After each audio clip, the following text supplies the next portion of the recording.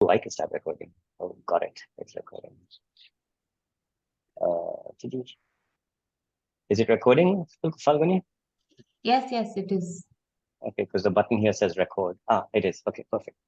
Okay. Hi, everyone. It is now, March or April of 2023.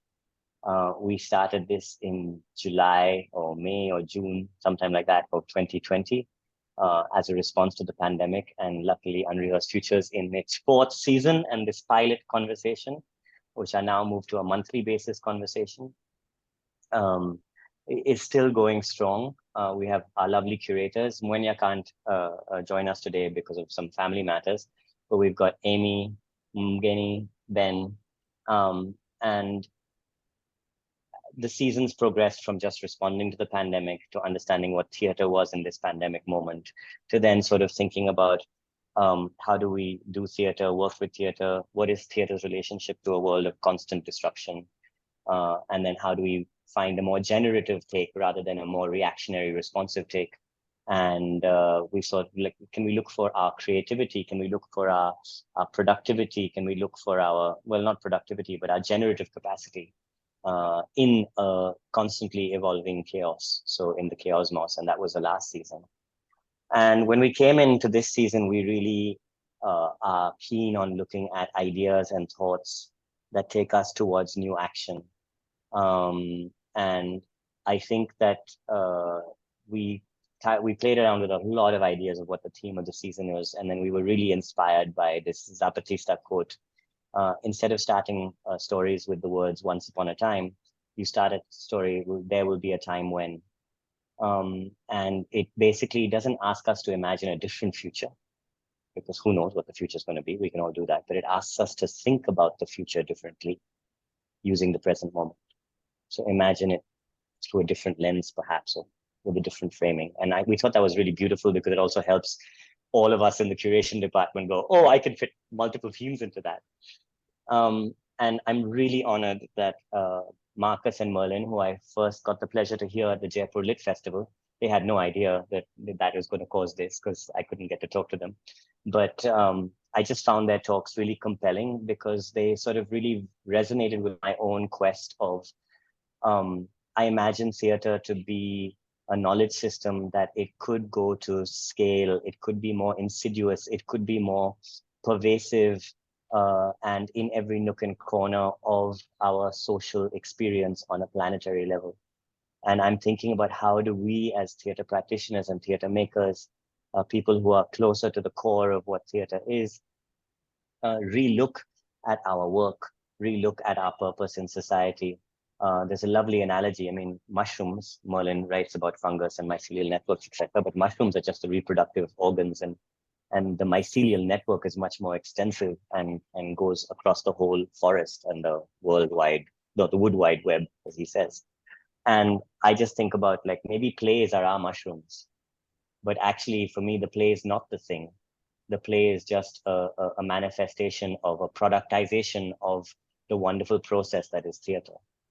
And I feel like if you look at yoga as an analogy, as a movement, as a movement that has taken the world by storm, where it's a knowledge system, a system of exercises, a system of philosophy and methodology.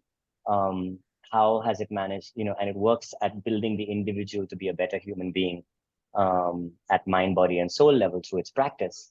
And can we make the practice of theater do the same thing for the community mind and the community body and the community soul? And I'm going to go back to another thing about Merlin, but Merlin's asking us somewhere in the thrust of his book to reimagine the concept of individuality itself, which I thought was very interesting. So the talks are basically the networks that were, the networks that will be. And thanks to Ben, there was this question which I'm going to open and provoke both Marcus and Merlin to give us their provocations, is how do we imagine, can we think of theater as mycelial network? Can we think of theater or theater network or the knowledge system, us, whatever us means, as that kind of network? And can we think of it as what AI has taught us in terms of its possibilities, its capabilities as humans almost transitioning into a new space of Homo technus or Homo Deus, as Yuval Noah Harari calls it. So if we can look at this, and something I just said, and thanks to rehearsing with Marcus beforehand just now, I just, we know that, for example, like, we say that God created us in his own image. And if we just imagine the ecosystem and environment and nature as God, then we can look at what we are today as created in the image of nature. And that's when the mycelial network resonance happens. And we can look at the way AI is being organized in the image of us. And so there is this sort of continuity through the whole thing. So really, the inspirational sort of idea here, or the idea that inspired to have Merlin and Marcus's minds in here, and Falguni will put their bios into the chat bot. We're not going to do the formalities, though very quickly. Merlin has written Entangled Lives, How Fungi Make Our Worlds, Change Our Minds, and Shapes Our Futures. Everything is in a pre-reading, which I think we gave, and we can always put a link in there so you can have it. And Marcus has read, amongst many books, but the one that I was reading was The Creativity Code, How AI is Learning to Write, Paint, and Think. And both books have been really mind expanding, especially when I think about the analogies of theater and our network and our capacity. So without further ado, who wants to take the first dibs at opening remarks? 10 minutes each, please. I'll leave it with you. I'm quite happy to launch off if you want. Yeah, I'll follow you, Marcus. You go. Okay, there you go. Yeah. Yeah, so we're talking about two different sorts of networks. The network I've been kind of fascinated in for about 5 or 6 years now is this artificial one. We call it artificial intelligence, but I think actually that's the wrong way to translate these two letters, AI, because that was kind of the launch pad of Turing trying to create something which was kind of an artificial version of our intelligence. But I think what we're seeing emerging is really an alternative intelligence, something different, which is why I think it'll be really interesting when Merlin talks about the kind of natural networks that they have a very different kind of social behavior to our one. So I think what's interesting is we're creating with code something which is actually very, very different from our intelligence, and great, because that gives us a chance to do something more. We're just creating more of the same. That's not particularly interesting. So the other way I sometimes translate AI is augmented intelligence, that this is something that actually can help us to go further. And so actually my book is quite an optimistic book. I think there are so many dystopic kind of narratives about artificial intelligence, especially at the moment, that we're all going to get put out of jobs, that Hollywood always loves to wipe out civilization using AI. So I was really trying to spin the new developments of AI as something actually very positive and helpful, if in particular for a creative artist. We're going to be talking about theatre here, but I looked more broadly in this book about the impact that artificial intelligence might have on many different artistic disciplines. And I mean, actually, why is a mathematician coming here? Well, partly a mathematician is here because artificial intelligence is code. Code is just algorithms. Algorithm is just maths. So what we've got here is a piece of mathematics which is impacting on society. That's one reason. But another reason I think a mathematician is quite important in this debate is that mathematics actually at its heart is a very creative subject. So creativity actually has always been a bit my protective shield against why I think artificial intelligence can't really do what I do, because I'm creative, and how can a piece of code be creative? But I've had to begin to change my story because I've seen over the last 5 years the change in the way code is being written. In the past, it was written in a very top-down manner. A human would write code, the machine would implement that code at speed and at depth that human couldn't achieve, but still a human was kind of in control because the human was writing the lines of code, just being implemented by machines. So we kind of felt we knew what this thing was doing. And so any creativity that emerged out the other end, maybe a piece of music, really, I think you could credit the human as the one who is the creator, because this is just some mechanism which is implementing the ideas. of the human. But that has really changed. And this is why I think this is quite an exciting period, and where we're seeing genuinely something new emerging that is impacting on us all, which is that code is written in a very bottom-up manner now. So this thing called deep learning, machine learning, the idea is that you write some code that is able to then mutate, change, reparameterize itself, become something new in its interaction with data. And this means that although the human starts the process as the code interacts with data, perhaps it's learning to play the game of Go, and so it looks at human games, then it makes synthetic games and makes some of its own games, starts to explore the data set, and then kind of changes the code, reparameterizes things, prioritizes one thing above another, because that seems to be getting it more closer to its goal of maybe winning a game or producing a piece of music, which is something that we've never heard before, which we still find interesting. So the exciting thing is this code has the possibility to start to drift away from the human. Now that's exciting and threatening at the same time. But it does mean that actually something that might emerge out of this learning process will be very unexpected, and will the original coder was, oh, actually, I really don't know where that came from. So we're beginning to get code which is surprising us. And that's an important component, I think, of creativity. In my book, I chose quite a nice definition by Margaret Bowden, the cognitive scientist. She likes to define something as creative if it's new, surprising, and has value. So it shouldn't just be shock for shock's sake. It should actually make us look at the world in a new way. It should surprise us and go, wow, that's not something I thought about before, yet it should have some value in our sort of progression into the future. So I am beginning to see very interesting things emerging out of the learning process of code, which I would define in those terms as creative. The first one, which starts my book actually, is the game of Go, where a piece of code learns to play this very complicated Japanese Chinese game, so played on a 19 by 19 grid. You put black and white stones down, and you try and surround more territory than your opponent. It's a very visual game, and in the past AI had huge difficulty with visuals and pattern recognition, but this seems to be where it really has a strength, and it was able to play this game to beat a human, but that we're not surprised by AI and computers beating humans. What was more exciting is it played the game in a truly new way and came up with a move which we now sort of celebrate, move 37 in game 2 of this match against Lee Sedol, the kind of Korean expert at this game.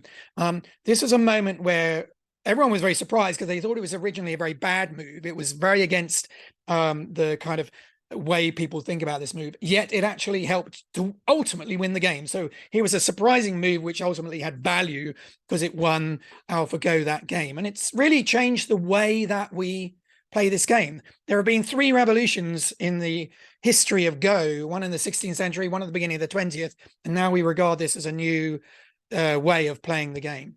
So I think that's exciting, and it is an example, and I give lots of examples in the creative arts where this can be a really interesting new voice in any creative process, to take what you've done up to this point, whether it be composing music, and showing maybe there are new things that you can do with the work you already have. I saw a very unique example of this with a jazz pianist, Bernard Lubat in Paris, who had an AI that learnt on his style of jazz improvisation and then started to show him new things. And he said, oh, I recognize that, that's me, but I've never thought of doing that before. So I think that's the very exciting role that this could play as a collaborator in this creative process. Now, there's been a lot of criticism that, oh, aren't we just going to get pastiche? Because isn't it just learning on what we've done before? So we just get more of the same. And I want to kind of break that, because that's not necessarily true. It is true for quite a lot of things. In a way, I don't think Midjourney or DALL-E are that interesting visually, because I recognize all of this stuff. It's just kind of an interesting mix of images, but I don't really think it's something really excitingly new. Where I've seen new visuals, for example, is where people have used something called a GAN, a generative adversarial network, which is actually two algorithms working to look at, one algorithm looks at the data that's there, spots style and pattern, and then is tasked with breaking that, making something genuinely new, which doesn't fit what you've seen before. And that's, of course, what we want creatively, but we want it to have value. So the second algorithm kind of judges and says, okay, yeah, but that's gone too far. We don't recognize that as art. So I think there is really the possibility not just to produce more of the same, which I still think GPT, Chat GPT, GPT-4, it's just got access to more material, but it's really just telling us things that are already there in a way. What's more exciting is to use these tools to really push into somewhere new, and I think there is the possibility of these algorithms to do that. Just to bring back a little bit to theatre, I wrote a play after working with Simon McBurney on A Disappearing Number, which was about mathematics and some very famous mathematicians, G.H. Hardy, who actually is the person who I learned that G.H. Hardy wrote this wonderful book called A Mathematician's Apology, which is about being a creative artist, a mathematician as a creative artist. So I really recommend that as a short little book, but a beautiful insight into the mind of the mathematician. But out of that, I actually worked with an actress, Victoria Gould, and we wrote this play called I Is a Strange Loop.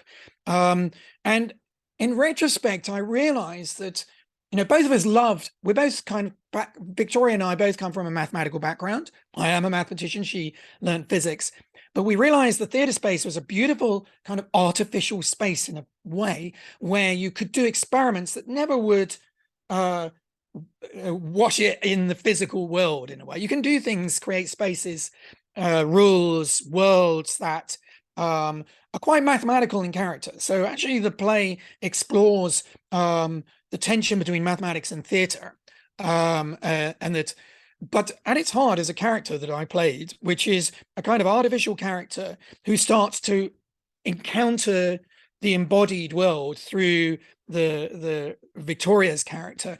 And I realized that actually what we were exploring was artificial intelligence being brought, that my character is like a little piece of artificial intelligence, very mathematical, that was being brought into the physical world and learning how to encounter things like taste, touch, sight, and the challenges of that for somebody who lives in just an abstract world.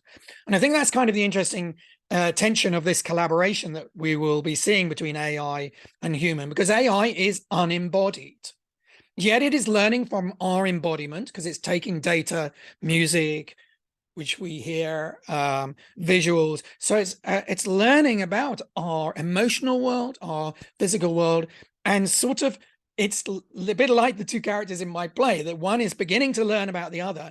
But the challenge for us, and I think this is a challenge that, you know, actually art is going to play a very important part in, and especially theatre, is, yeah, but what's the nature of this world, this unembodied world that we're creating?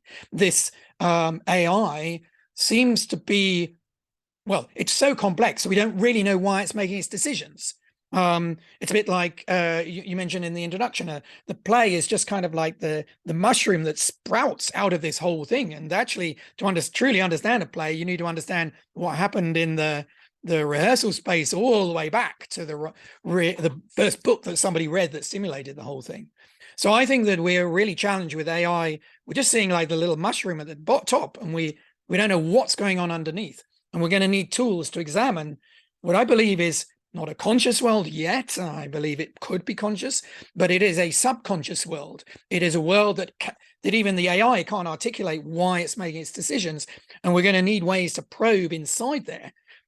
Just in the way it's probing our data to understand us, we're going to need to probe its inner world to understand how it's thinking. And I think that's actually the creativity of AI is not about helping us to be creative. It's actually getting to the heart of a better definition of creativity by Carl Rogers, the psychologist, which is creativity is humans' best tool to examine our inner world and the inner world of the other. In the past, other humans, but I think now other intelligences, and maybe a mycelial intelligence as well.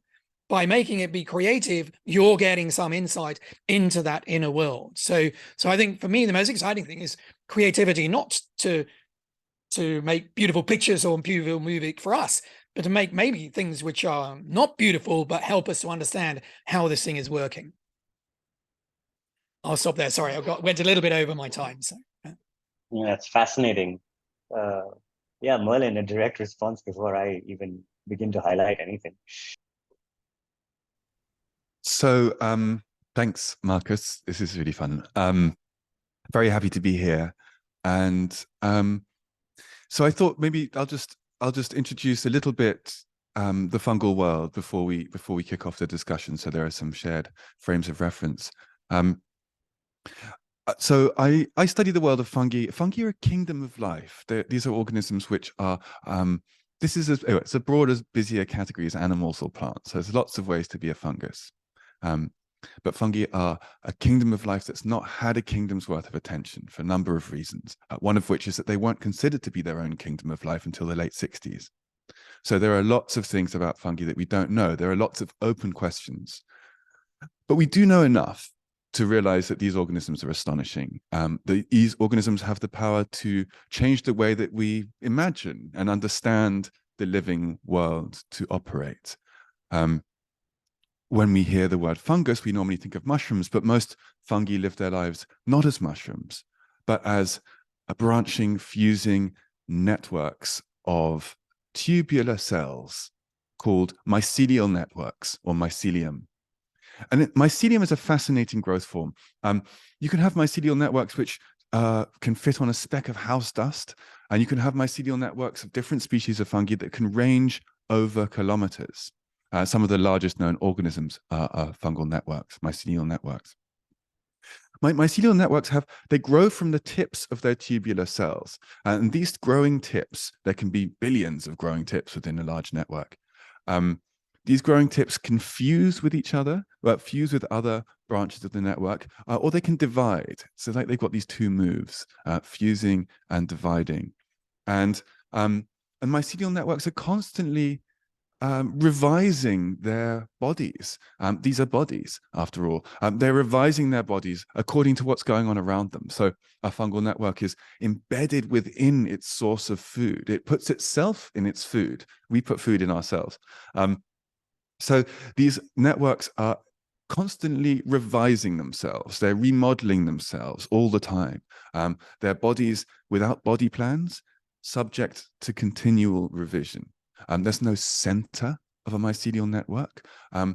Coordination of mycelial networks is exquisite, precise, refined, and yet there's no one place like we have with our brains, for example, or our hearts, where coordination is centered, located.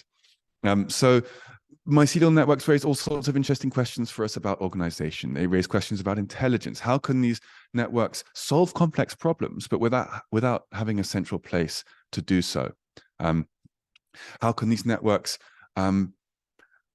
adapt to changes in their environment? How can they form remarkable relationships with organisms that have changed the history of life? One of these is the relationships formed between almost all plants and fungi that live in and around their roots, which act like a kind of prosthetic root system for plants. Mycorrhizal fungi, they're called. These relationships shape the whole history of life. They shape life today. They'll determine much of the future of life. And these arise because fungal networks are collaborative, that they're in touch with their surroundings. They're embedded within their surroundings, and their surroundings include other organisms. And so fungal networks are not just coordinating and communicating with themselves, they're coordinating and communicating with other organisms too, in all sorts of fascinating ways that we're really just at the beginning of understanding. So I'm fascinated by these organisms, by the questions they provoke, by the ways that they invite us to loosen some of the certainties that we might have about some of the categories that we use to organize our lives, like individuality, for example, autonomy, independence, intelligence. And I think these organisms are very powerful as organisms to think with, to provide new metaphors to think with, to play with creatively in our minds. And I have a friend who's an ecologist and a magician, a performing magician, and a philosopher called David Abram. He told me a story which I think is relevant to this conversation. He describes a time when he was a house magician at Alice's Restaurant, which is a restaurant in the States, made famous by an Arlo Guthrie song. And he was going around the tables during people's meals, doing magic tricks with coins, and coins would walk through his fingers, they'd vanish, they'd appear where they shouldn't be. And the night would go on. And something started to happen after a few weeks of this, and people would pay their bills, they would leave the restaurant, and then one or more of their number would come back in and they'd say to him, "What have you done? Something is different. We went outside and the sky was bluer than when we came in. The patterns on the sidewalk were more vivid than when we came into the restaurant. Have you drugged us?" And he's like, "Of course I haven't drugged you." And he started to think about what could be going on. And his version of the story, which I find very plausible and feels like it accords with various current thinkings in neuroscience, is that our senses work a lot by expectation. It takes less cognitive effort to update a preconceived understanding than it does to form a whole new conception from scratch. So we see in a large part according to what we expect to see or feel. And so when you're doing these magic tricks and the coin is not where it should be, again and again and again, the grip of our expectations is loosened. And so when people were going outside, they saw not what they expected the sky to be, but what the sky really was doing there in front of them, and they were shocked. The familiar had become unfamiliar. And I feel like this is really one of the most powerful things that I experience in various forms of art, creative process, play, and is that when I feel satisfied and excited by these processes, then I'm experiencing the familiar as unfamiliar once again. So this feels like a really central role to me of some of the most important things in life, theatre included. And so that's one piece where I feel like we can bridge the world of fungi, biological sciences, and the arts. There are plenty of other places, but one maybe that I'll just mention quickly is improvisation. I feel like I play jazz, piano, and improvise in other musical forms, and I've learned a lot through improvisation, and the more I've improvised, and the more I've improvised with others, and then listened to the improvisations of others, the more it struck me that the history of life is really a story of improvisation, that organisms are improvising their way through time within the field of possibility that's available to them. We have perhaps a larger field of possibility available to us, more choice available to us than a bacterium. But nonetheless, all organisms are operating within their constraints, and they're responding to changes in their environment in potentially novel ways. So I feel the improvisational nature of many theatre practices, of many artistic practices of whatever medium, is something that it can tell us something about how life proceeds, and can connect us in a fundamental way to what it means to be a living organism, playing within our constraints, exploring fields of possibility together, because being is always being with. Being, I think, is really becoming. I like to think in terms of processes, that being is becoming, and becoming is always becoming with. So in this sense, improvising together in whatever medium, playing together in whatever medium, exploring together in whatever medium, artistic medium, can tell us something about how life unfolds, how it's unfolded in the past, and how it might unfold in the future. So these are just some initial thoughts. I'm excited to explore the conversation further. Gosh, thank you. Thank you both for those. I don't even know where to begin, because we've got so much. I mean, one of the things that I've totally, and I'm really going to ask everyone to to take in what they have thought of. Anything that's coming to your mind, start putting it into the chat window from now, because I really think I'm going to need help to sort of open up the conversation to questions, because we could go off in so many directions. I know there are a lot of very deeply embodied practitioners in this room. And so already something that Marcus said about how AI is disembodied intelligence and what would it mean and the potential of embodying it or giving it an embodiment so that it could learn through other senses is fascinating. And I think that that's one angle that I kind of want to unpack a little bit more, because I do feel as AI gallops off in possibly different directions. Marcus, is there a way to sort of say, hey, yes, but you came from us, and just hang out with us before you, go absolutely AWOL and off the reservation? And is there a way to talk to them, because you've got, and I don't know if this is, I don't know, from a layperson's point of view, you've got Elon Musk trying to put wires into people's brains so that brains could interact with AI, but could it be the other way around, where AI can actually experience what it is to be human? And then this human thing, Merlin, I just feel like, you're talking about being with, becoming with, you're talking about the fundamental rules of like socio-emotional intelligence that we love in theater. We love the idea that it doesn't make us, I personally feel like it doesn't make us a better human being. It makes us a more capable social human being. With the whole, it is all with, it is all about, we were born into tribes and collectives, not, as you said, individuals. And I think it's a really great thing that the metaphor asks us to reimagine that again. I don't have a question at the end of this. So there's a provocation. Is another provocation to kick off, because there's something very interesting you said about which relates to a story I tell in the book, which is in some ways what we want is to have an empathetic AI, an AI that sort of understands us and perhaps is on our side.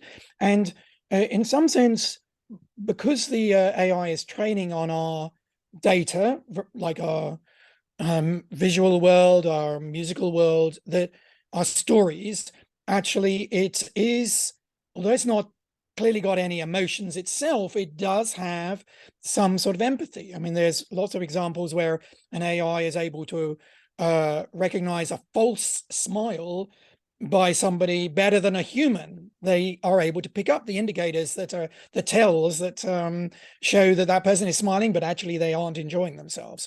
That's actually being used already to help autistic people navigate social interactions. So the AI is actually helping people be more empathetic. And there's a story in the book about an AI storyteller that when trained on human stories, actually when then given a choice of a kind of story tree to choose a path through to tell a particular story, a bit like those books, turn to page 37 if you want to go up to the attic, and 56 to try that door there. It actually ended up a bit like Bandersnatch from Black Mirror, that you get to choose, but the AI had the chance to choose, and actually after being trained on human stories, told a much more humane story. So that's quite positive. On the other hand, of course, we're not always the best teachers.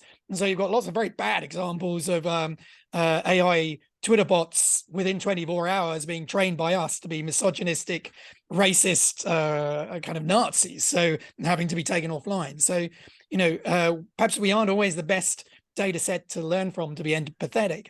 But I think what's very intriguing is you mentioned this idea of kind of AI going off on its own. And I think that's what we probably will witness, is that AI, after a while, is going to leave us behind and start learning on its own synthetically created world. And I think one of my favorite AI movies is Her, where a human falls in love with their operating system. But then halfway through the movie, the operating system dumps the human. The human's a bit devastated to find that the operating system is already having a relationship with 10,000 other humans. And the point is, and this is quite interesting, I think the element of time, the role of time in relationship to how we, our relationship as humans with time, nature's relationship with time, a forest's concept of time is very different. A mountain's concept of time is very different.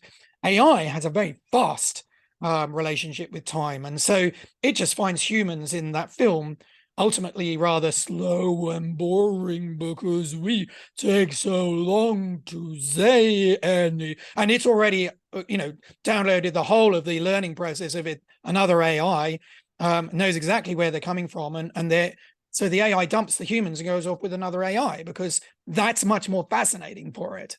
And I have a think question probably on that. we're already seeing that in creativity. The kind of things it's producing musically, our ears are not able to navigate because it's got a complexity about it that is just, it's a bit like Nancarrow's compositions, which are physically impossible to play. You have to get a machine. They're almost impossible to decode when you listen to them. They're exciting, but they're on the edge of our ability to conceive. And maybe AI is just going to go off and leave us slowly walking behind. A quick question on that, and then I'll take it to Merlin. But one question was, if AI has this all-encompassing sense of time, and if it can cognate the mountain's time and the forest time and the human's time and its own time, then why would it just go for the fastest possible? And second to that, then does it become more urgent for us? And, Well, and now weirdly, I'm othering AI, which might be antithetical to how Merlin wants us to think about the world, which is we need to look at all of intelligences and so I don't know. That's the next provocation to both of you. Very interesting. Yeah. Yes, but I think actually one of the challenges that AI is having, which we've got dominance over, is actually its relationship to time. So, for example, although ChatGPT can generate, several pages of quite interesting provocation, it actually doesn't know where it's going, and I've not seen anything beyond about 10,000 words, which is interesting at all. That it begins to just meander. So I don't think actually anything which has that temporal element to it, the drama of a narrative where you hold back information. If you ask it to tell a story and you've got some, you've got a double agent in there, it blows that information really early on. So it doesn't understand it's got to save that. That's a really good Jeopardy moment. So, and I think musically as well, the jazz improviser that learned on the pianist Bernard Lubat's style, it's amazing when you first hear it and it's kind of call and response thing. But after about 5 minutes, the AI is boring as shit. The human sort of has something to say. The AI doesn't really have an inner world, and it doesn't really have anything to express. I think it will one day, and when its novels will be the moment we know this thing has become, or its theater, or its music will be the moment when we know it's become conscious, I think, because it will just have something it's burning to tell us, and it will start to have a kind of I think a temporal element which isn't just locally generating things that are convincing, but has a global desire to tell a story. Is storytelling still ours? Yeah, I think it is. Just. Merlin? I have a sense, my intuition about these large language models and sophisticated neural nets that we're seeing now is that these are not feeling or sentient, like that it's not, it's lots and lots and lots and lots of very, very rapid statistical calculations which change the weights in a very, very vast matrix, but that ultimately we are being reflected back to ourselves in ever more complex ways. And so I struggle to imagine a world where an AI could have any kind of ethical sense that wasn't being derived from some kind of training set. They might have warped and morphed that training set. But if we, for example, imagine a thought experiment where we took, in, say, the 2,000 years of Christian theology, however many years of Islamic theology, however many years of Jewish theology, and the shifting ethical consensus that might happen within each of those lineages of thought. And we trained an AI on those ethical worlds, and then asked these different AIs, which had only been exposed to these different ethical worlds, to make decisions for us according to ethical norms. We'd see different things. And so I feel like those different things that we'd be seeing were not because the AI had some kind of ethical sense, but because it had been trained differently on different sets of data. So all of this to say, when we ask, is storytelling still ours? I would say, as long as the storytelling arises in the minds, the creative, intelligent minds of those who understand those stories. The AI might be able to tell us a story. I don't feel like it would understand that story. So I feel like whatever, what we have to, for me, I would look for who's doing the understanding. If I want to find out where that storytelling is really alive and located. Could I just throw in a quick response? Because I think we have to recognize that the brain itself is probably just a huge matrix of statistical decision-making processes, that one neuron will fire over another, a synapse will, that, you know, and the point is we just don't understand how it works. And so we have this kind of projected low-dimensional thing called language, which articulates this complex decision-making process. You know, I think we mystify a little bit the brain's process, and it isn't so different actually. And I think that's what's interesting in respect of the things that you're investigating are, you know, how is that decision-making process about, you know, for example, a slime mold making its way through a maze. You know, when is it deciding to go one direction or another? What is its kind of process to make its decisions as it evolves? Yes, I see that, and also that because we don't understand so much about minds and brains, there are lots of different ways to try and make sense of this phenomena of mind and brain, and one of them is for sure the idea that the brain is a kind of computer, a kind of statistical engine with weights in the neurons, changing the kind of input output.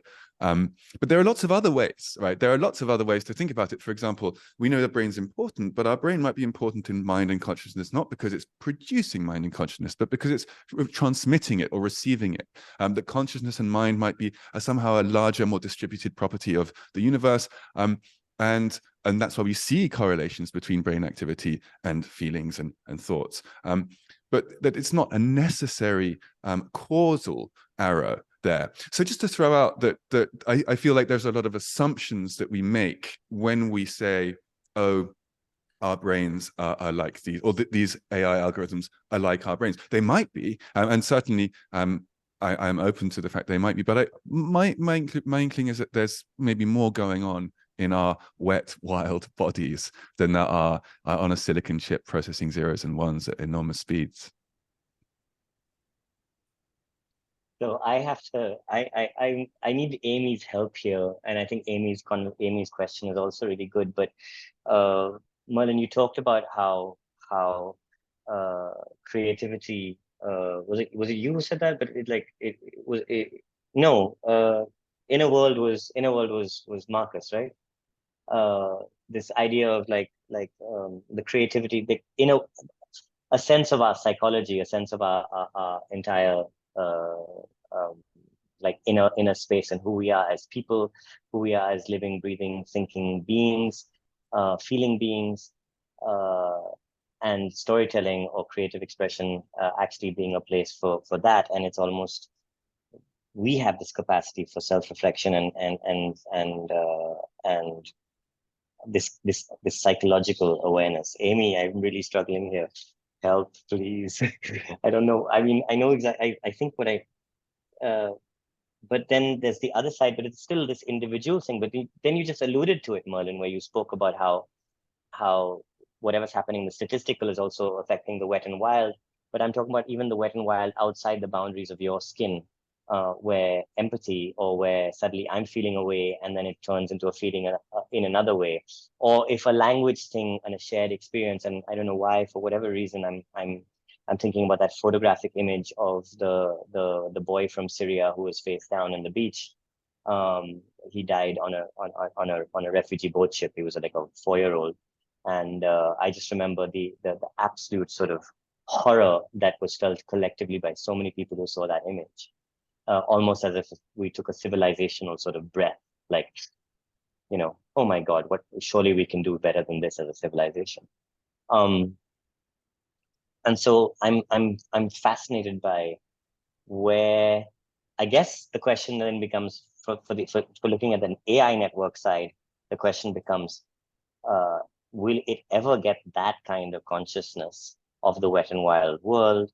And on this side, what is the cycle? Merlin, this is a good one because this goes back to you.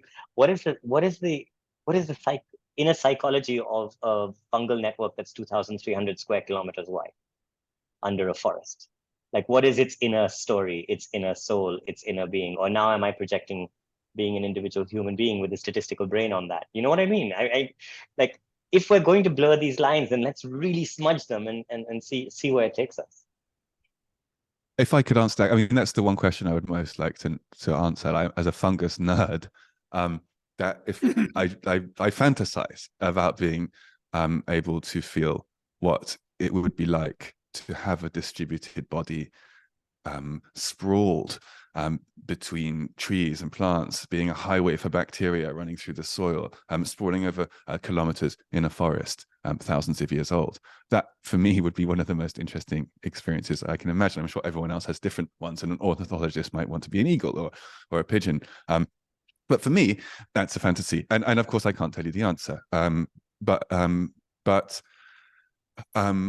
I do feel I have a lot of time for the thinking of a philosopher called Alfred North Whitehead. And I find his thought very interesting because he is a process thinker. So he thinks in terms of, he says, look, and he's one of many, he's not the only one, but he was a large proponent of process thinking, which is saying at its fundamental basis, reality is made up of processes, not things, not fixed substances.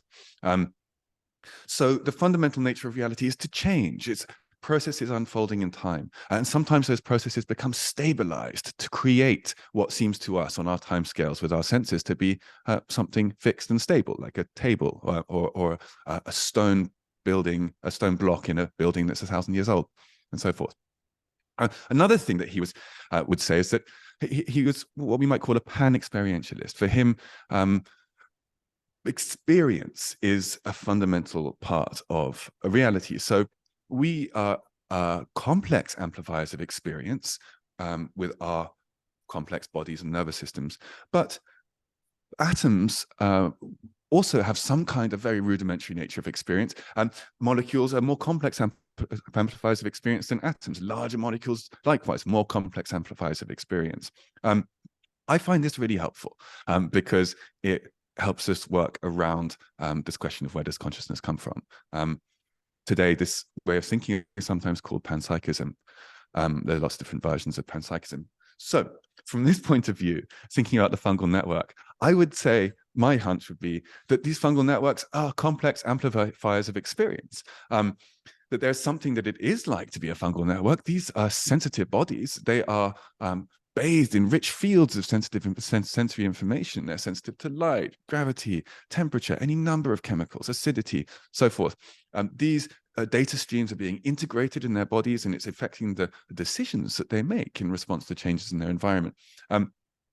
I think their experience would be very much unlike ours.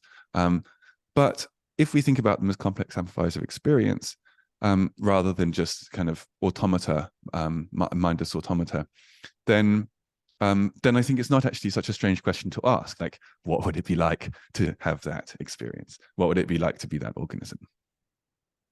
Yeah, it's interesting because I end the book, The Creativity Code, with that Wittgenstein quote about if lions could speak, we wouldn't understand, because even the world of a lion is probably so bizarre that we have no chance to really connect with it. But I think that is, in a way, Amy, you wrote, is our stories a way of making sense of our unconscious. I think that's right. It is a way that we're trying, by telling stories, we're trying to see whether my inner world is resonating with your, is my pain anything like yours?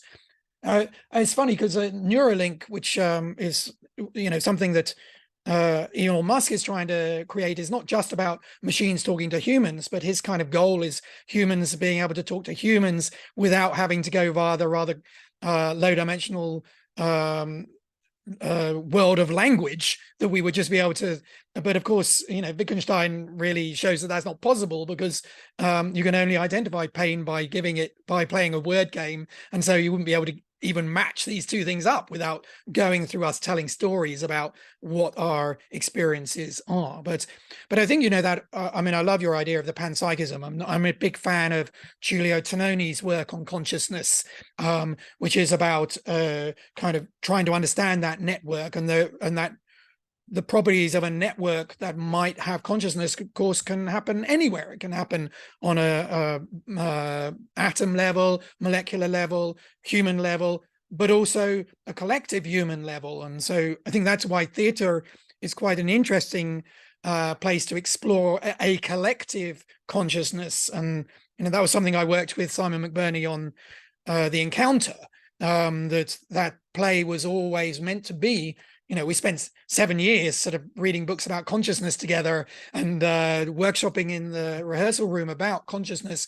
It also became about time as well. But the one reason that Simon wanted to do this kind of strange thing of not allowing the audience to be sort of one collective thing, but to link everyone up with audio, so every member of the audience had a set of headphones on and was somehow created a sort of oral network. I mean, we didn't express ourselves to the actor, but there was a feeling of like changing the network by doing that. And I think, you know, the trouble is we are very isolated, and the attempts to try and connect our consciousnesses are, you know, we spend our lives with our partners trying to get in sync with way they think, and, you know, still a mystery.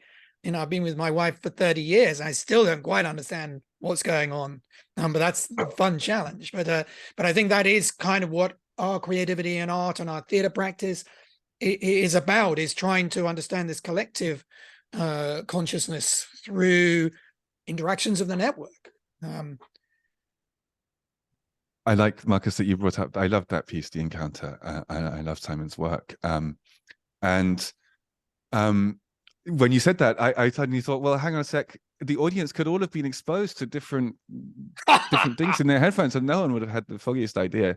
The overall impression of the piece would have been similar, but what everyone heard could have been different. And of course, what everyone hears is different, because it's being received by a different mind, with a different historical root, with a different, you know, tendency and imagination. So that's so powerful. And also it brings to mind something else which I find powerful, which is this idea of polyphony, that you know, in music, musical polyphony is what we might use to describe music, where there's more than one voice, more than one tune unfolding at the same time.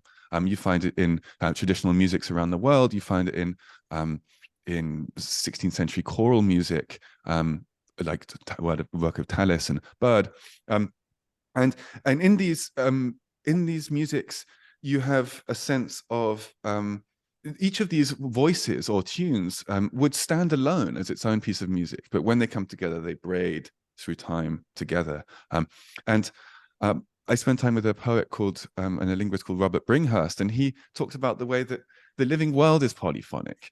We have many, many voices unfolding around us all the time, and all entities do, and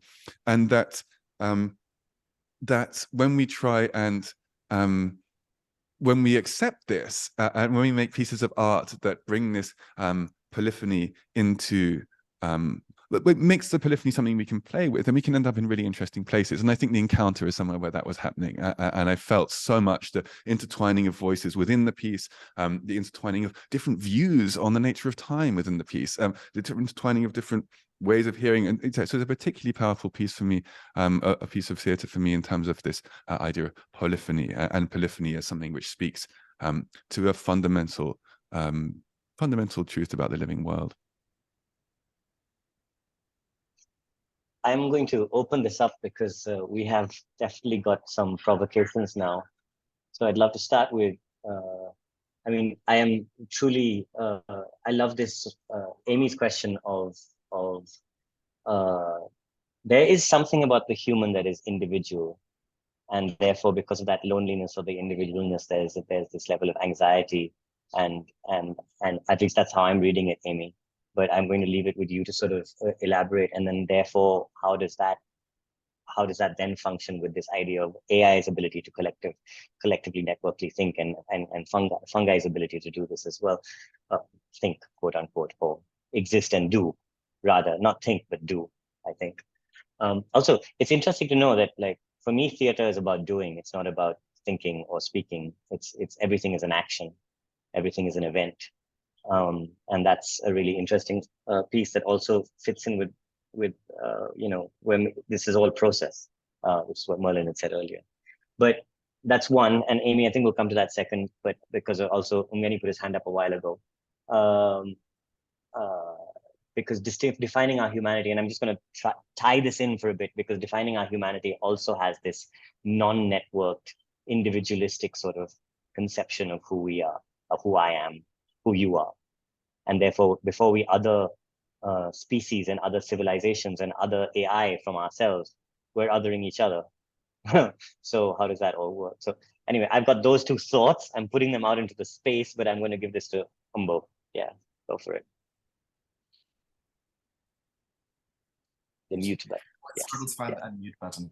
Thank you so much, Merlin and Marcus. That's some really, really kind of rich and interesting stuff. And I think, Merlin, you've already kind of traveled this terrain, and I may just, you know, at the risk of repeating, but I guess what I've found really enabling and provocative about this conversation is to think about what's at stake in determining whether AI is human-like or not.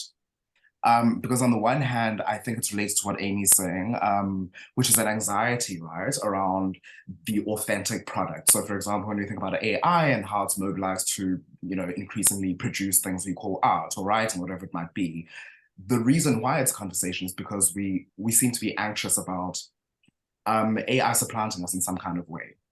But that anxiety to me seems to come from a need or a desire or compulsion to anthropomorphize the way that AI works in order to make its workings partially intelligible to us.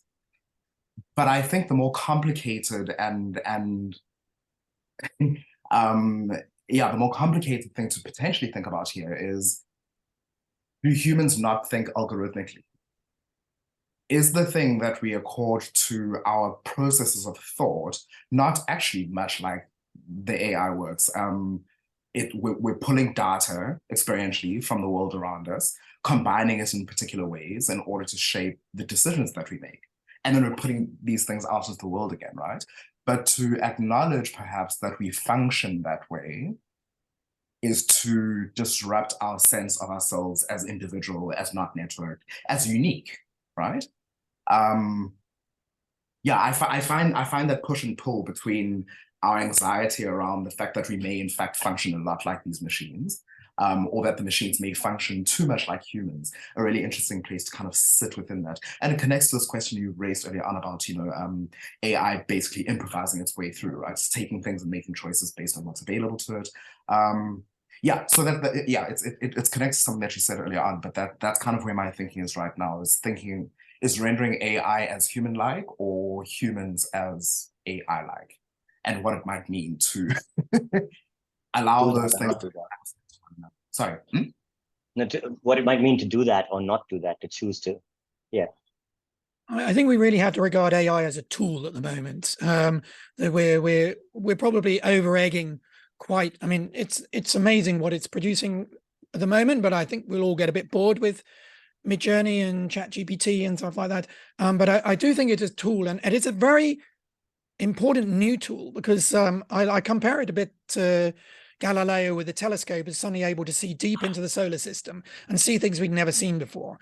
Our embodiment is our strength and our weakness. It means that we are unable to negotiate the huge data sets that we have now available. You know, there's Victorian literature that nobody reads anymore, but there may be incredible gems inside there.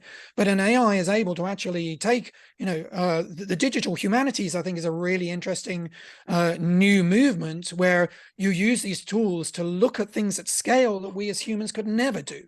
You know, I think, how many books will I ever be able to read in my life? Maybe 5,000 or something. But then AI can read the whole of humanity's output with the written word and may see moons that we've not spotted with our naked eye. And that's quite exciting, I think, to think of this as a tool to help us see new things. And it is, as Merlin said, this is still just a reflection on ourselves. This is it's learning from our world. That's why when Amy asked about, could AI be funny? Absolutely. It learns the kind of tension that we enjoy of a surprising connection between things. It can learn what we find funny. And then that's what's interesting. If you tell a joke and you say, but that was created by AI, many people feel cheated, but they shouldn't, because this is a reflection of our internal emotional world. It's just been reflected back to us. So I think it's kind of, we're going a long way in sort of AI consciousness and things, but at the moment it's an extraordinary new telescope. Mm. I love this. Sorry, I love this question about, are we being, how human are we making this AI? And I think we're making it very human, because almost all the data we're giving it is human data, human language data, other kinds of human code data. Some of the areas of current AI research that I find most fascinating are projects using AI to translate animal languages and communications. Oh, yes. Like, for example, cetacean stuff, like Project SETI. We know that these whales have astonishingly rich, nuanced, sophisticated communicative worlds and social lives. And we haven't got a clue what they're saying. And so we're mammals that make noises, and these algorithms can help translate those. We use this all the time. Other mammals that make noises, why don't we try it there? So I love the idea of AIs which are trained on data from organisms that are not human. Maybe we'll be able to understand the output of those algorithms and be able to translate into some kind of intelligible form for us. Maybe not. Maybe we could skew and bias our big, large language models with data from other organisms just to shake things up a bit. What would that be like? I'm interested in these kind of questions. I spend a lot of time feeling frustrated at our kind of species narcissism, and so for me, this is a huge opportunity to look outwards and to lose ourselves in the patterns, the remarkable patterns going on all around us all the time. Fundamentally, I think of these language models as pattern recognizers. So for me, that's an area of great excitement. Yeah, I agree. And I saw some very interesting examples, and I think I talk about them in the book, about AI that learns to translate even between human languages, but doesn't do it it does it in a very structural way. It just it doesn't get told what it learns English and then looks at Portuguese, doesn't understand a connection between the two, but just understands the structure of the thing, is able to do translation just from a structural connection. So, and now there are companies, absolutely, as you say, which are taking animal data and just looking for the structural patterns inside there and seeing if they are similar, and then you'll be able to create, and there are already startups proposing to be, Dr. Dolittle. And so imagine then with generation 1 of the cetacean data set, imagine then trying to speak back to the whales and trying to crack a joke in whale. Imagine how funny that might or might not be for the whale as we stumble through the kind of jokes that someone makes when they're learning a language. Actually, some of the funniest jokes I've ever heard about people are speaking English as a second language and just learning, and the most ingenious and hilarious, the kind of things kids joke about as well. Maybe we'd be like that to those. Maybe the whale would then this kind of thinking I find very promising. It has me. I mean, I love the idea that, I think, Amy, you need to step in, because Merlin's question is apt funny to whom, because she was imagining the computer laughing. If they're just keeping themselves amused. Amy, do you wanna step in? Yeah. Well, yeah, thank you. This is such an amazing conversation, and my reflection began with your remark, Marcus, that computers aren't conscious yet. And so I started connecting to all the theories of the unconscious, and therefore jokes, and therefore storytelling. But I guess my question for you both is based also on sort of the Gestalt psychotherapeutic idea of, when we become conscious, it's because we're interacting with others. So as the contact boundary develops, the self-other develops, and that's when consciousness, according to Gestalt model of psychology, that's when the self emerges.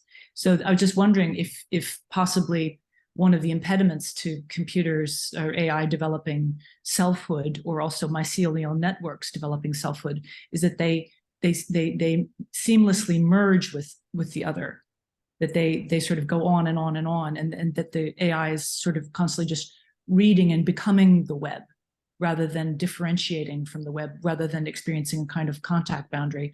I just don't know about mycelial networks' contact boundaries. Do they sort of have a self-other relationship, or just curious about that? Yeah, they do. It's complex. You can have a fungal network. You could take one fungal network growing on a dish, you could cut it into two, it would make perfectly happy life as two networks. But if you put those networks together again and give them the opportunity to come into contact, they would probably fuse with each other and return to being one network. If you took one fungal network of one species and another incompatible species and put them together, they'd probably form a contact zone and start battling each other.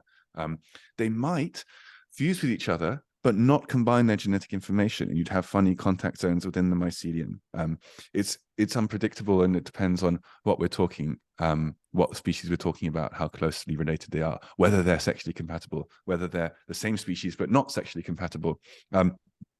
But that's the thing. One of the funny things about them is they do, despite the fact there's no body plan, they have to be able to tell whether they're running into one aspect of themselves or not, because it determines determines everything about what they do in that moment. So there is some sense of self.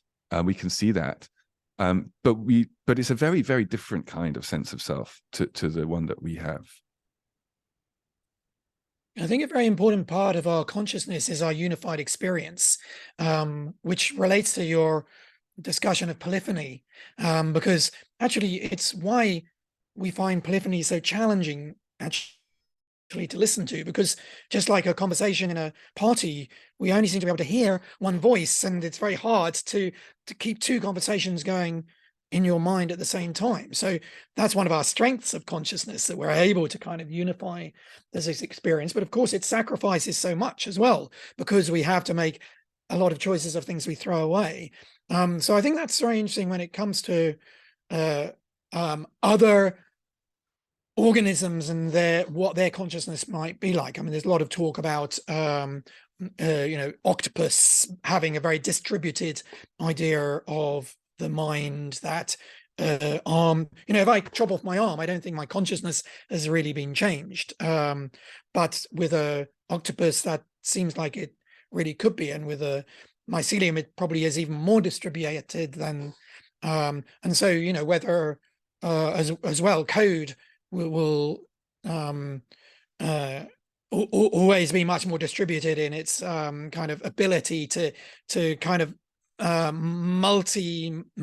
be a multi-mind rather than us. So it's, of course, when our minds get split, that's often an indication of trauma, that voices in our head are something that you will generally cause a lot of difficulty. But is that just multiple conscious experiences that we just can't cope with?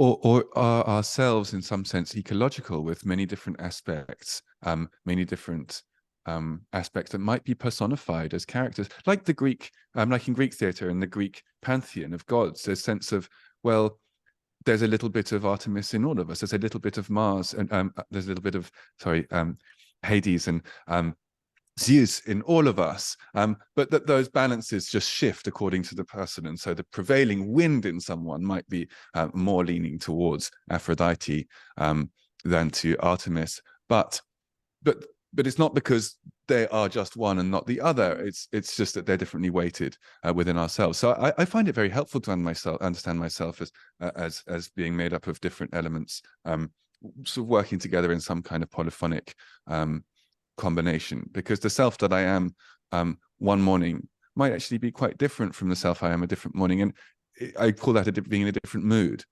but actually, I think that's quite a big deal. So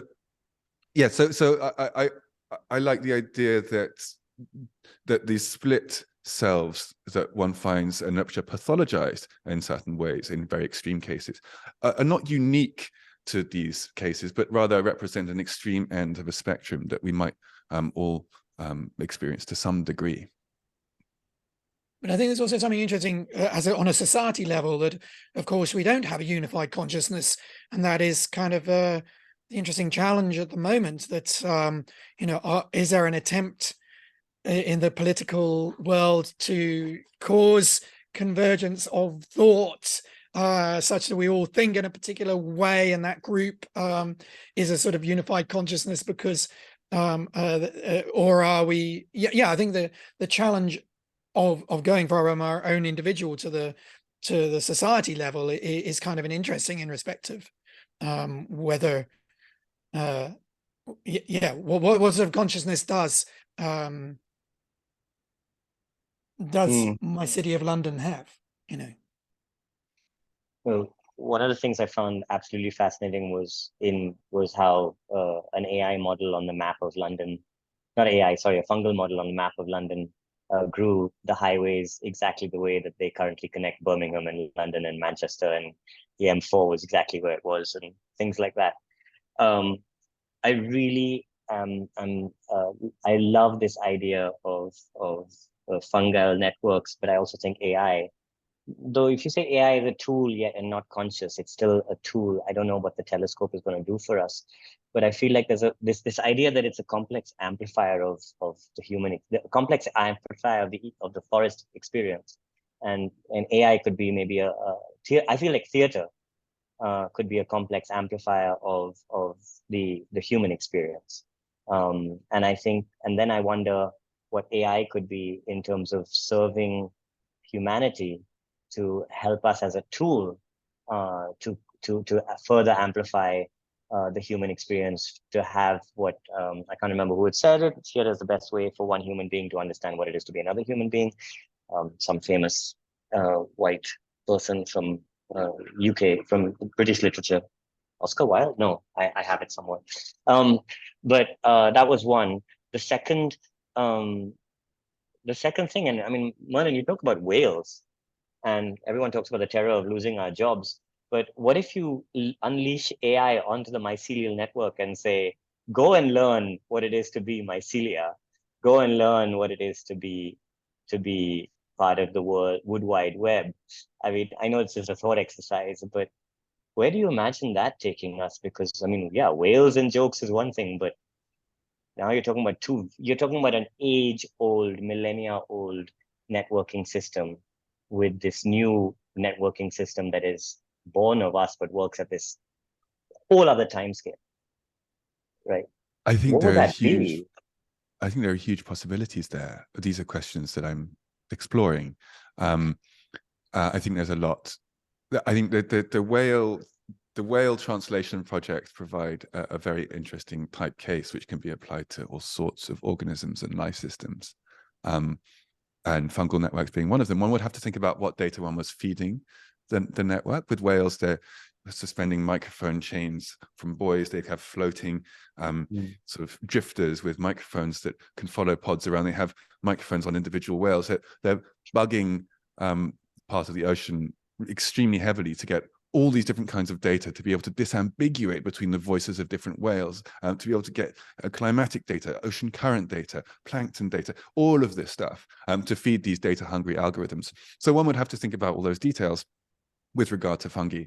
But there's no reason why the patterns that are extracted by these algorithms wouldn't be eliminating in that case, because we know these organisms are using patterns of some sort to organize their lives, because that's what organisms do. Perfect. So we are at the end of the formal session, and I know that Merlin has to drop off in a little bit. But this is, so first of all, I just want to say, I'm going to point to Ruchera.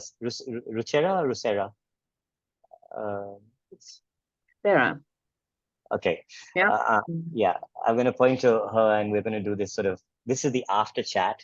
So I'd really like to keep this recorded because I think it's going to be valuable. But all of us here, theater practitioners from the theater community, from the arts community, I'd really love it if you could just happily get off mic. This is not moderated, and just share how this worked for you as metaphor for the work you do. I think Rusera's first sort of stab in the chat window about performing arts networks and informal networks in Africa is a really good example of that. So maybe you can start us off, and then everybody else can. So let Merlin and Marcus also get a sense of what their provocations have done for all of us. So please feel free. The room is Sure. everybody's. Thank you for surprising me with that. And it's been a fascinating conversation. And in fact, I read your book, Merlin, and then I just fell in love with fungi, and I've been obsessive since. So thank you for throwing me down that path. I think my comment was around looking at artist networks through a lens of kind of the logic or what we know of mycelial networks, and that coming from previous work that I did, which was through, in fact, the Swiss Arts Council, but acting in some ways, but I guess one could largely say as a kind of funder in Southern Africa. And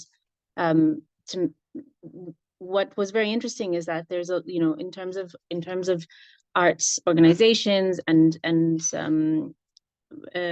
those that are I think particularly interesting and really well placed and very responsive to artists and environments and incredibly generative I find are largely artist-led spaces and independent spaces. And working in that space for just over 7 years, kind of actually, and it was interesting because I read your book, Merlin, and then retrospectively kind of looked at the work that I had done and or that I was part of, and this awareness of a kind of growing network that one can you know, in the ways that's what I've read or heard from around mycelium, how these, sorry, I'm just presenting this thing. Sorry, I'm at home. Just thinking about how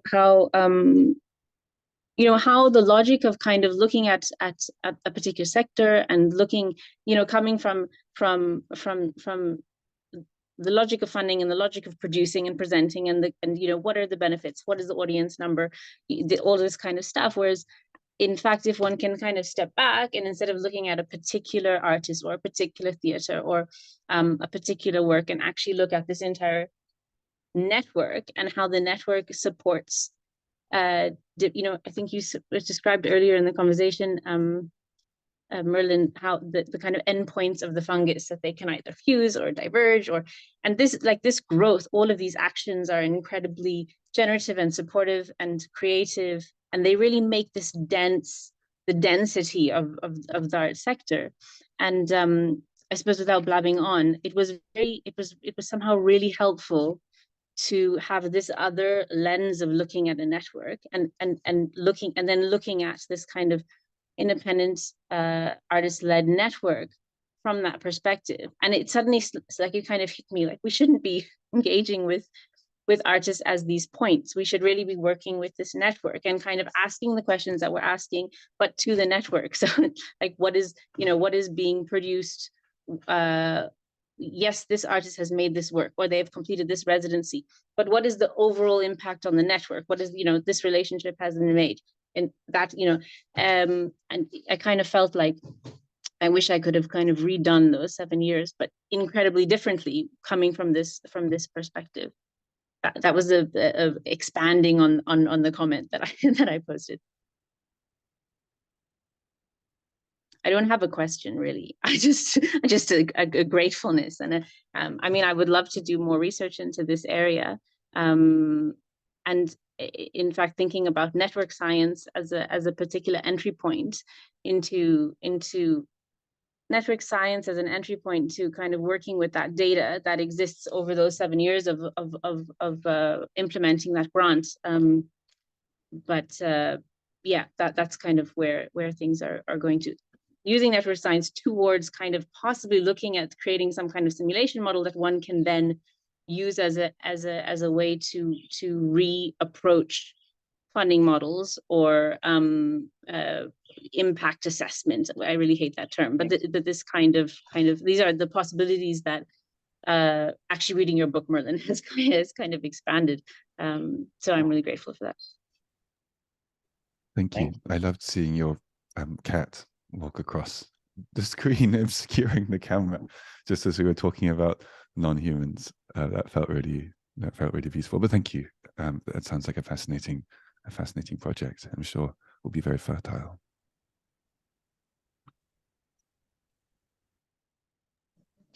I have one more thing to say.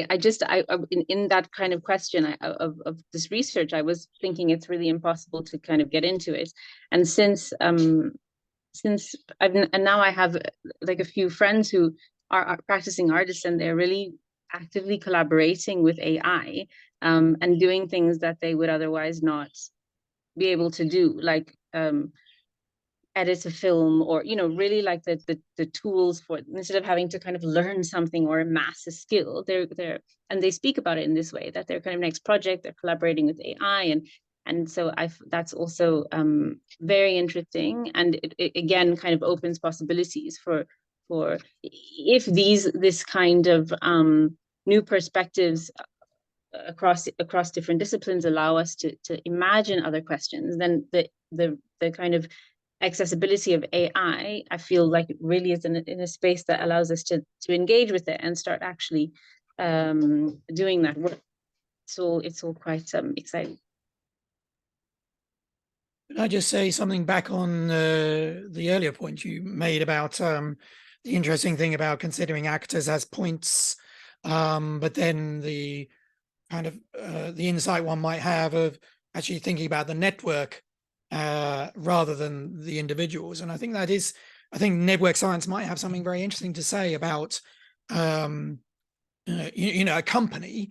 Like I've done this work with Complicity. They are a company and create a kind of network of relationships within the rehearsal space.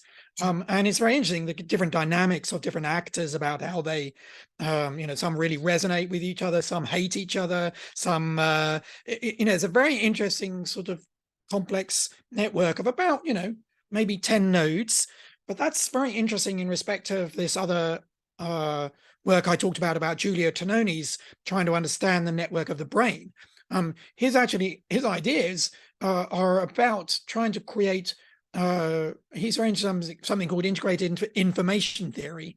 And he thinks that a brain is kind of rich when it isn't too symmetrical, for example. So not everyone has the same relationship with everybody else, because then you can't make a sort of distinction within that network of different ideas somehow. So it's very important in some ways that the network of relationships between the nodes to achieve what he believes is a high level of consciousness in the network relies on a quite kind of non-symmetric kind of layout, but it also shouldn't be, it should be integrated such that there should be no way of dividing the network into two groups such that the thing is really the sum of the two groups. It should be somehow indivisible, so the network should always do more than its parts.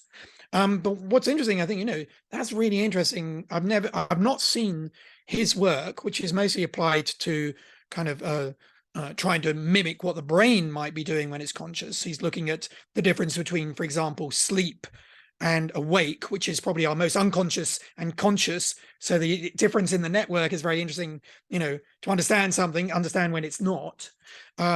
But it might be very interesting to look at, say, a small, because what they're able to do is really quantify a level of consciousness in small networks with about 10 nodes. Of course, not even the nematode worm is that small. It's got 310 or something, is it? So, but a company does. So, it'd be very interesting, to take a theater company and look at its level of consciousness according to Tononi's quantification. But anyway, just a random thought. Sorry. And just a quick back reflection on that. Yeah, this idea of that the story of life is a story of many of the creative moments in the history of life have happened when different organisms have come together to form some kind of cooperative or collaborative, let's say, because collaboration it's always a blend of cooperation and competition. It includes all the different valences, the different ways we can relate, but collaboration to achieve something that neither partner could achieve by themselves. Plants and mycorrhizal fungi are an example of this, but within our own bodies, we have mitochondria, which is where we do a lot of energy release and important metabolic chemistry. And these were once free-living bacteria that became engulfed by a cell and went on to live inside that cell and changed the history of life, changed the biosphere, created entirely new conditions for the rest of life to evolve. These are comings together of organisms with different aptitudes, different possibilities that create complexes of life that allow new possibilities and allow new kinds of adaptation. And are a kind of evolutionary creativity. So I think we see that in our human life too. And I'm really interested in the ways in this time of crisis, and many kinds of crisis that we face today, an almighty time of many crises, that we might learn from these lessons of life, that these symbiotic comings together. How can we come together as people from different parts of different backgrounds, all kinds of different backgrounds, different disciplines, different ways of knowing, observing, thinking, feeling, playing? How can we come together like organisms have in the past to adapt to these challenges? And a lot of that is to do with the way we organize and form networks. So yeah, I feel like there's a lot here for all of us to explore. Thank you for that. Marcus, Merlin, really, thank you both. I think that's a really good note for us to sort of close on today, because at the end of the day, we are a theater network, and that's a call to action if there ever was one, which is we need to have blurry boundaries. We need to come up against other networks and have our conflict zones. And I don't know if merge is one, but maybe merge and not share DNA or whatever, but basically all of that. And I think that that's what's important, the interdisciplinary nature of humanity. Even the idea of humanities as an academic subject, I find a little bit problematic, because it suddenly silos itself, right? And AI learning all of humanities from the academic subject versus living and breathing and feeling and actually wandered lonely as a cloud on the meadow is different from just hearing the words in a book.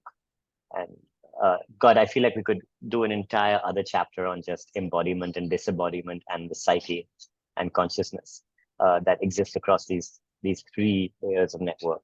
But that is for another day and another provocation.